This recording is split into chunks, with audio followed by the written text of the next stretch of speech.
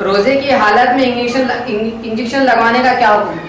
جی تحقیق یہ ہے کہ انجیکشن سے روزہ نہیں ٹوٹتا، چاہے رگ میں لگایا جائے چاہے گوشت میں لگایا جائے، روزہ نہیں ٹوٹتا، کیونکہ اس بارے میں ضابطۂ کلیہ یہ ہے کہ جماع اور اس کے ملحقات کے علاوہ روزہ کو توڑنے والی صرف وہ دوا اور غذا ہے جو مسامات اور رگوں کے علاوہ کسی منفذ سے سطح دماغ یا پیٹ میں پہنچے۔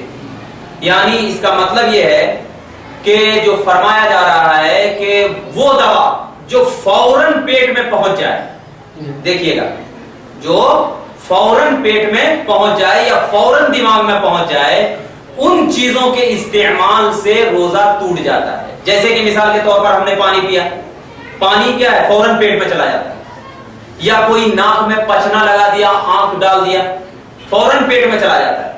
تو جو دوا فوراً کسی ذریعے سے پیٹ یا دماغ میں پہنچ جاتی ہے اس سے کیا ہے، روزہ ٹوٹ جاتا ہے۔ اور انجیکشن کیا ہے، آپ گوشت میں لگائیں گے تو ہلکا ہلکا اثر کرے گا، فوراً پیٹ میں نہیں پہنچے گا یا دماغ میں نہیں پہنچے گا۔ تو جو دوا فوراً دماغ اور پیٹ میں نہ پہنچتی ہو اس چیز کے استعمال سے روزہ نہیں ٹوٹتا ہے۔ تو انجیکشن بھی وہی ہے۔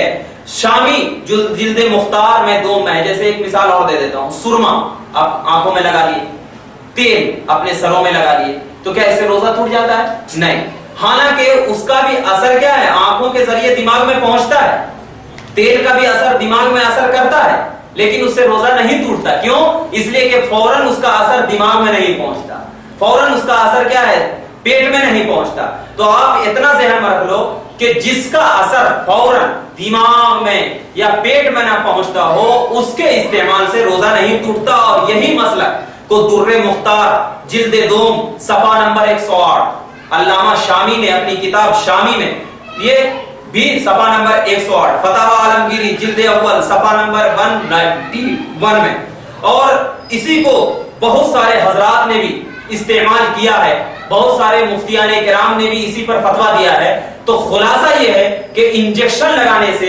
رگ میں ہو یا گوشت میں ہو اس کے لگانے سے روزہ نہیں ٹوٹتا ہے۔